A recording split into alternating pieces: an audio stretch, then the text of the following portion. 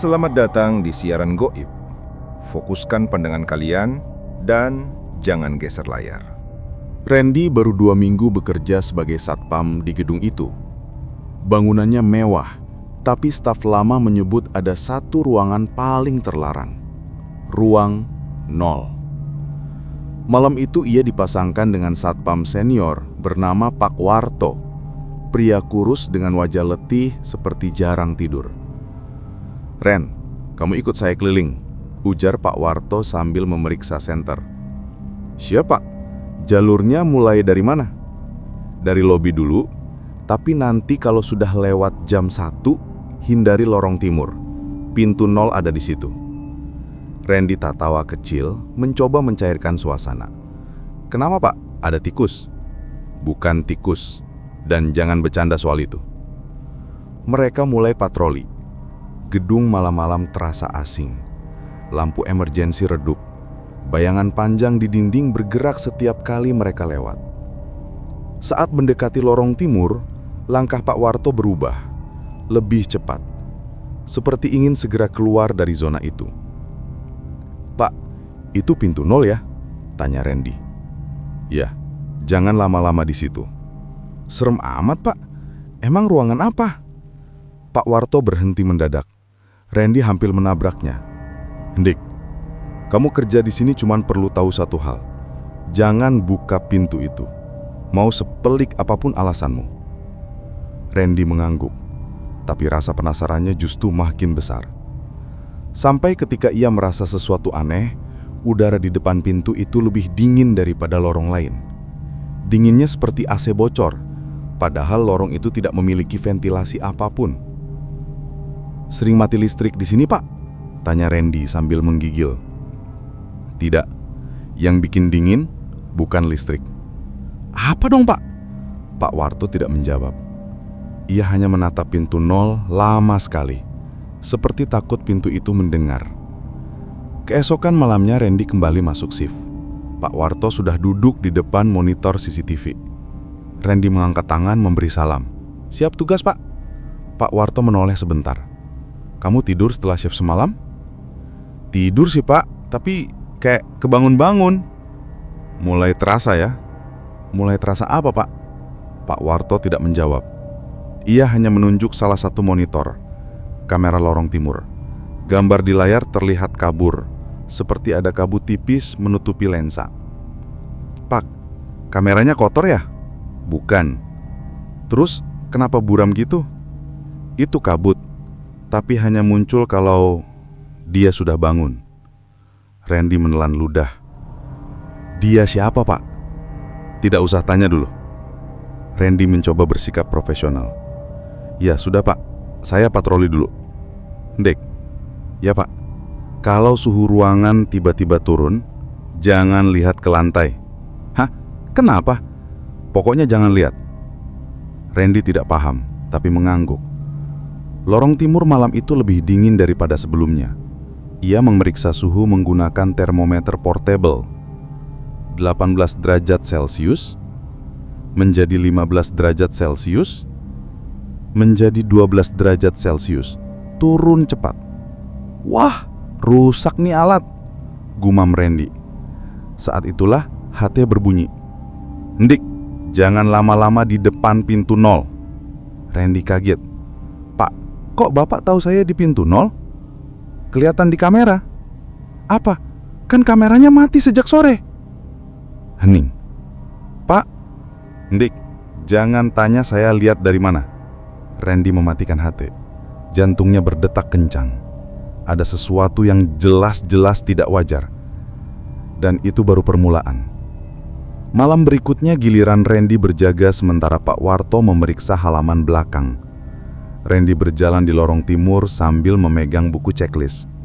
Ia mencoba menenangkan diri. "Randy, kamu cuma kerja, jangan halu." Tapi saat melewati kaca panjang di seberang pintu 0, ia melihat sesuatu yang membuat tubuhnya membeku.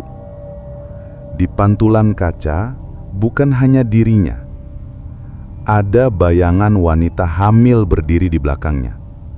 Rambutnya panjang dan kusut. Kepalanya tertunduk, seolah melihat perutnya sendiri.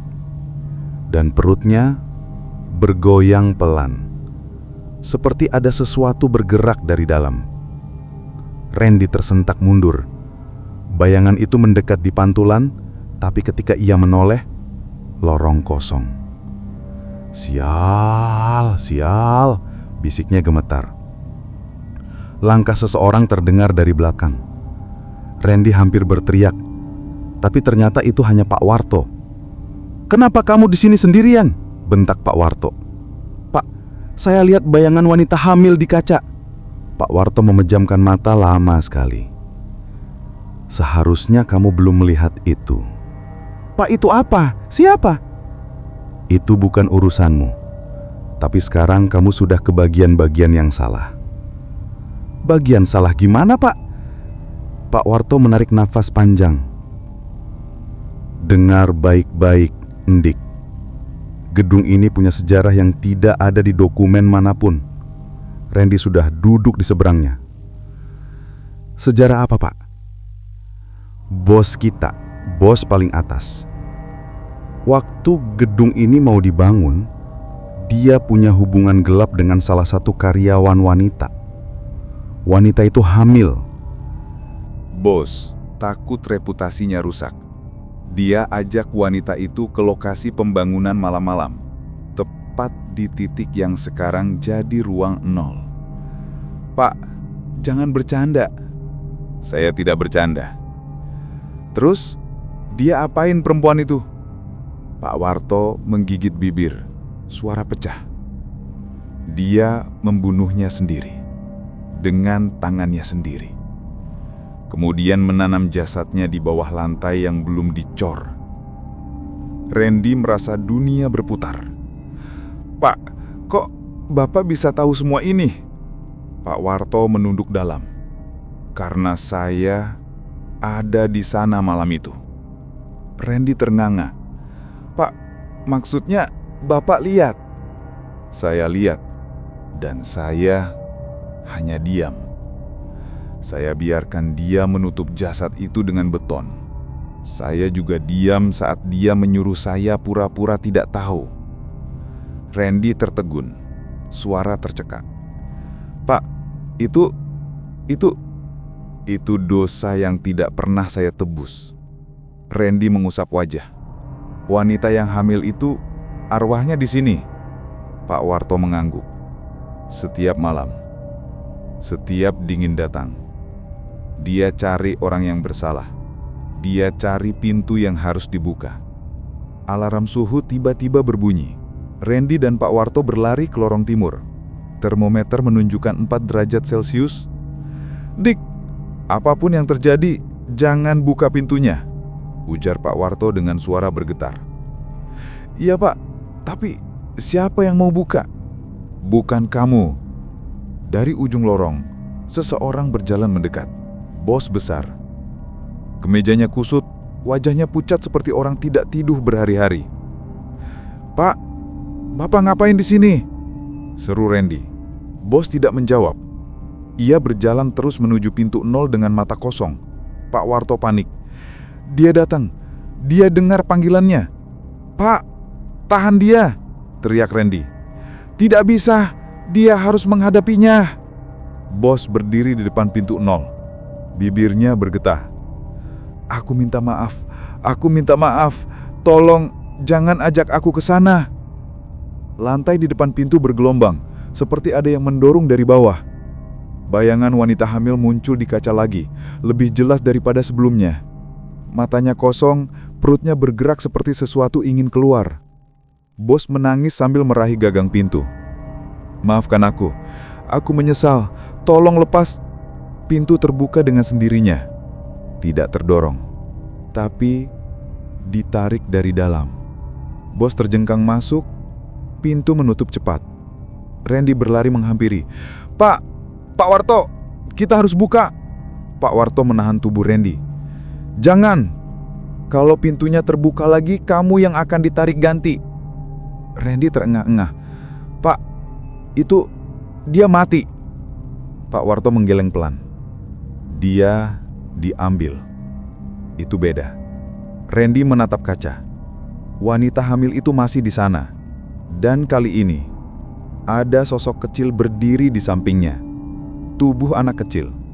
Tidak jelas wajahnya, tapi posisinya mirip seperti sedang menggenggam tangan ibunya. Saat Randy menoleh ke samping, ia sadar. Pak Warto sudah tidak berdiri di sebelahnya. Ia hanya mendengar napasnya sendiri. Dan lorong yang semakin dingin. "Pak?" Tidak ada jawaban. Randy melihat ke cermin sekali lagi. Di pantulan, ia melihat dirinya. Dan melihat wanita hamil itu berdiri tepat di belakangnya. Cerita berakhir di sana. Ruang 0 memilih korban barunya. Terima kasih sudah menonton sampai akhir. Kalau kalian suka cerita ini, jangan lupa like, komen, dan subscribe. Sampai jumpa di cerita berikutnya. Tetap fokus, dan jangan pernah jalan sendirian di hutan.